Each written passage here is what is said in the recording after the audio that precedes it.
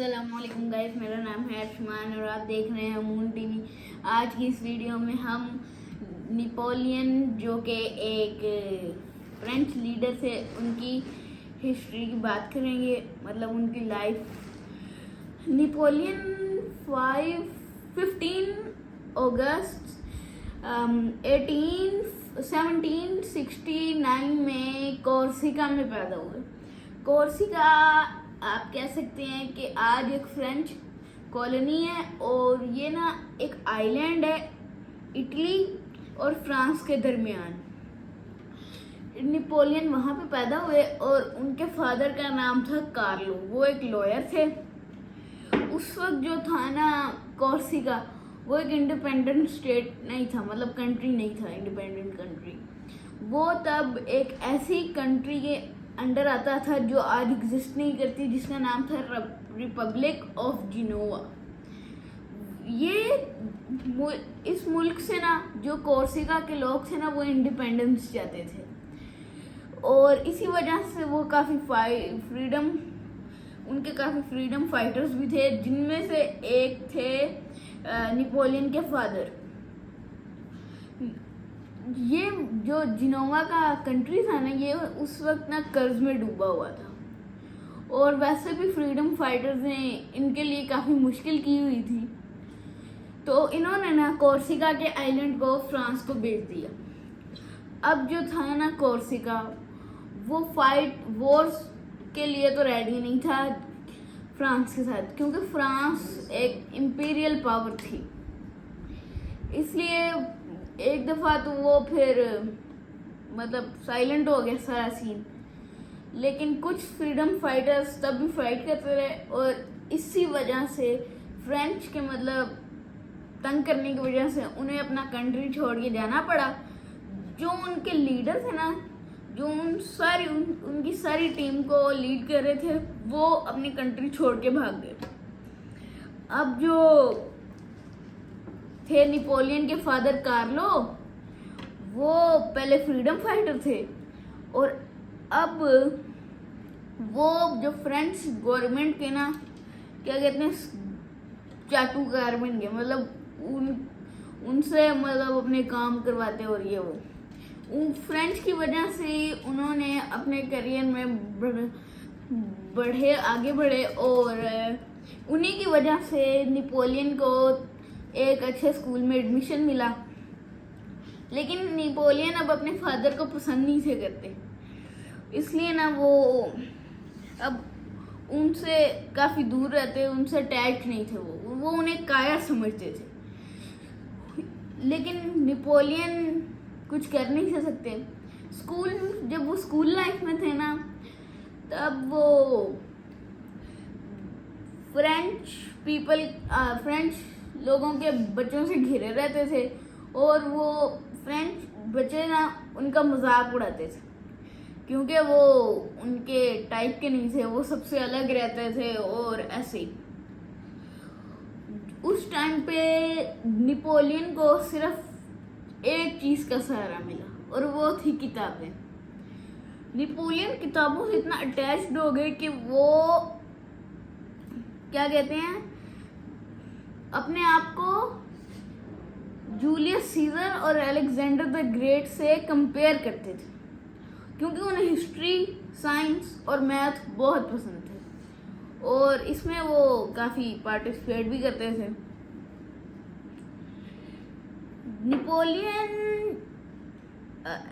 की लाइफ ऐसे ही गुजरती गई और उन्हें ना फ्रांस शिफ्ट होना पड़ा। यहाँ पे उन्होंने अपनी ग्रेजुएशन के बाद आर्मी में एंट्री मारी और वो वहाँ पे सेकंड लेफ्टिनेंट के तौर पे गए थे और उन्होंने वहाँ पे काफ़ी इम्प्रूव किया, जिस वजह से उनका काफ़ी नाम हो गया आर्मी में और उनकी पोस्ट बार आहिस्ता आहिस्ता करके बढ़ती गई और वो ब्रिगेडियर जनरल तक पहुँच गए। जब ब्रिगेडियर जनरल तक वो पहुँचे ना, तो उनके पास एक आइडिया था, मेडिटेरेनियन कैंपेन। इस कैंपेन में उन्होंने मेडिटेरेनियन की दूसरी तरफ, क्योंकि फ्रांस की उस वक्त ब्रिटिश से दुश्मनी थी ना, तो जब का जो इजिप्ट था वो एक ब्रिटिश कॉलोनी था, और उसी की मदद से वो क्या कहते हैं ब्रिटिश इंडिया तक जा पाते थे, यानी सब कॉन्टिनेंट। इसलिए उनका आइडिया था कि वो इजिप्ट को कॉन्कर करें और ब्रिटिश का रास्ता ही रोक दें। वो उन्होंने ये किया। जब वो मेडिटेरेनियन के सेंटर में पहुंचे, सबसे पहले उन्होंने माल्टा के आइलैंड को कॉन्कर किया। उसके बाद वो इजिप्ट तक पहुंचे, जहाँ पर उन्होंने ऑटोमन आर्मी और वहाँ के क्या कहते हैं लोकल से फाइट की, और उसमें उन्हें कामयाबी मिली। लेकिन कुछ देर बाद जो ब्रिटिशर्स थे ना, वो उनके पीछे आए। उन्होंने पहले माल्टा के आइलैंड को कॉन्कर किया, फिर वो इजिप्ट तक पहुंचे और उन्होंने कंट्रोल वापस ले लिया नेपोलियन से, और नेपोलियन को वहाँ से भागना पड़ा वापस फ्रांस, हार के। लेकिन अब आप सोचिए, मैं आपको एक मिस्टीरियस बात बताता हूँ। जब वो हार के फ्रांस गए ना, उनको मतलब हारा हुआ नहीं कहा गया, मतलब उन्हें लोग बुरा भला नहीं था कह रहे, उनकी ऊपर से तारीफ कर रहे थे, क्योंकि नेपोलियन ने तब अपने प्रोपोगेंडा से सबको अपने कंट्रोल में किया हुआ था, और जो वो सुनाना चाहते थे, जो वो दिखाना चाहते थे, वो ही लोगों को बताया जाता था, और उसके अलावा कुछ भी नहीं। इसलिए लोगों ने उनका काफ़ी खुशतालियों से वेलकम किया और उन्हें ब्रिगेडियर जनरल से जनरल बना दिया।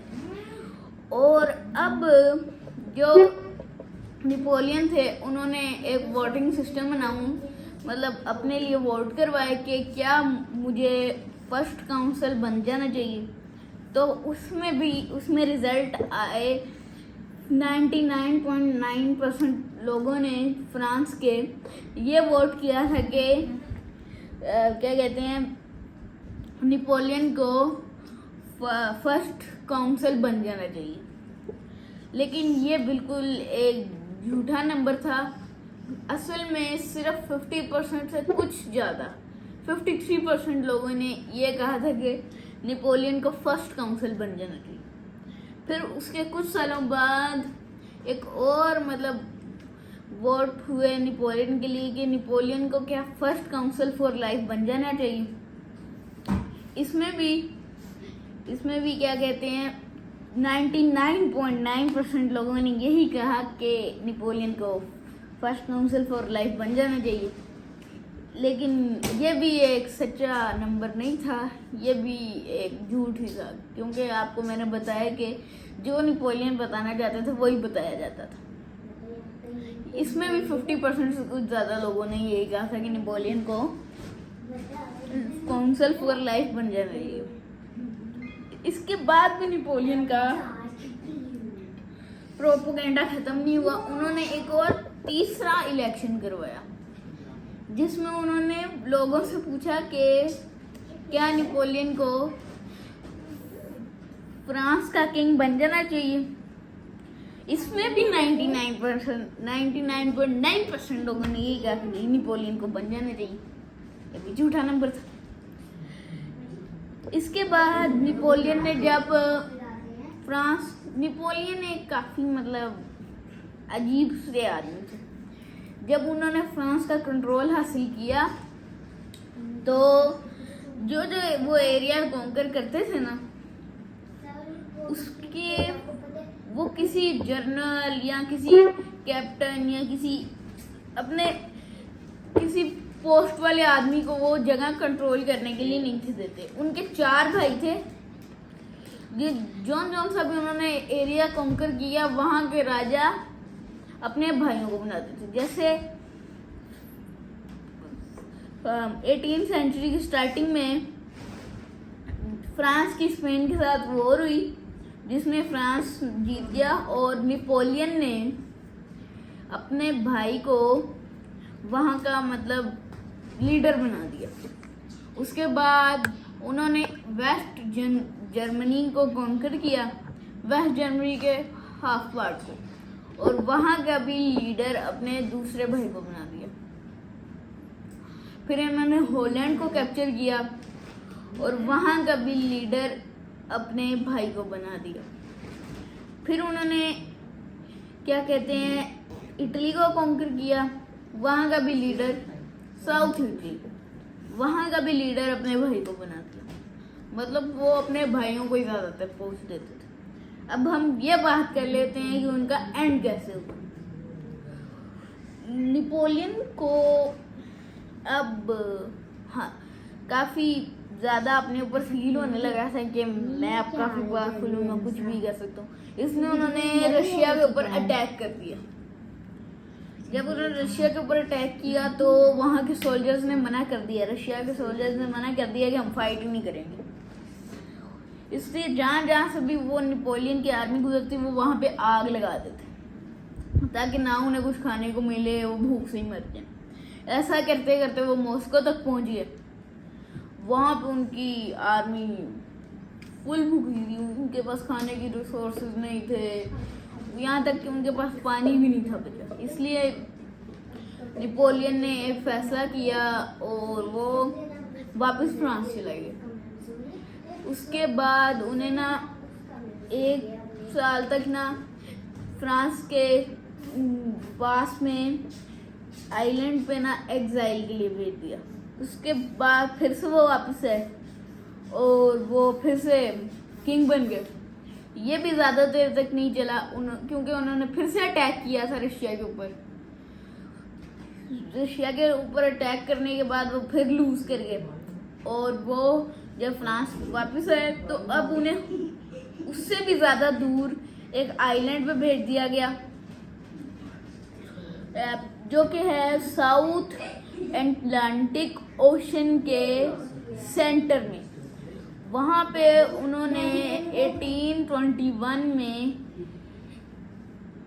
अपनी लाइफ के चंद आखिरी मतलब मोमेंट्स गुजारे और एक फ्रांस का ग्रेट लीडर अपनी जान से हाथ धो बैठा। आज की वीडियो में बस इतना ही। इंशाल्लाह मिलते हैं किसी और टॉपिक में, तब तक के लिए अल्लाह हाफ़िज़।